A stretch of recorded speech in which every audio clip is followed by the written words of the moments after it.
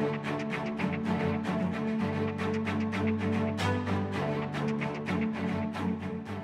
are at the Governor Calvert House in Annapolis, and today is the opening day of the Maryland legislative session. Welcome back, everybody. All right.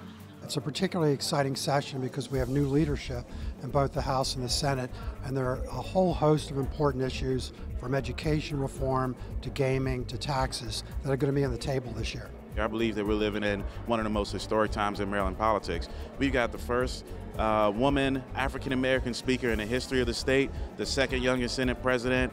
The legislature is more diverse than it's ever been before, more women, more people of color. The Daily Record is at the forefront of it. This is the Daily Record's marquee event every year kicking off session, so that's why we wanted to continue to sponsor this year and hopefully in the future.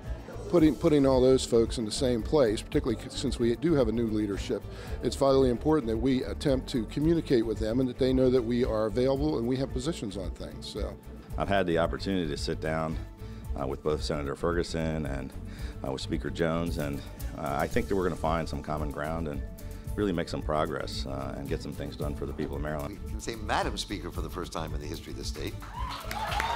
We can hit the ground running and do some good work for the people of the state of Maryland. Do you now fully support Kerwin? We have funded at above the legislative formula since I've been governor.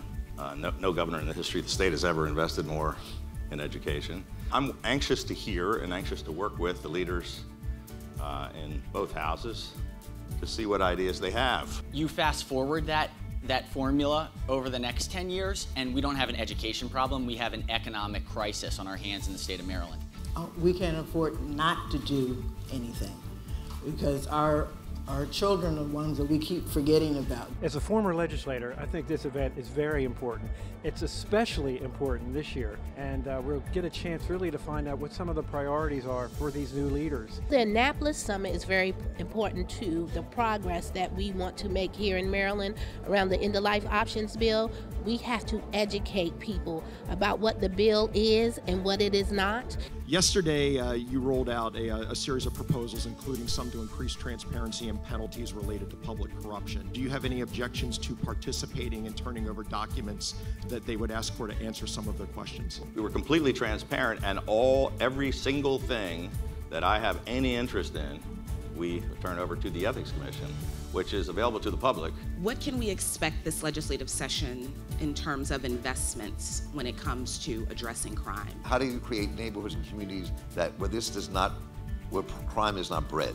We have to do something immediately to stop people from getting killed and shot on the streets of Baltimore City. If the legislature does nothing else in the next 90 days, they need to pass our crime package. Is the legislature at this point ready to have a conversation and even move sports gaming out of the state constitution to make the state more nimble? I know that there are a number of senators who are interested in having that conversation this year. Thank you all very much. I want to thank the Daily Record for the opportunity. I want to thank all of you for being here, and thank you for the great questions, and thank you so much. Thank you, Governor. Thanks for joining us. Good to see you.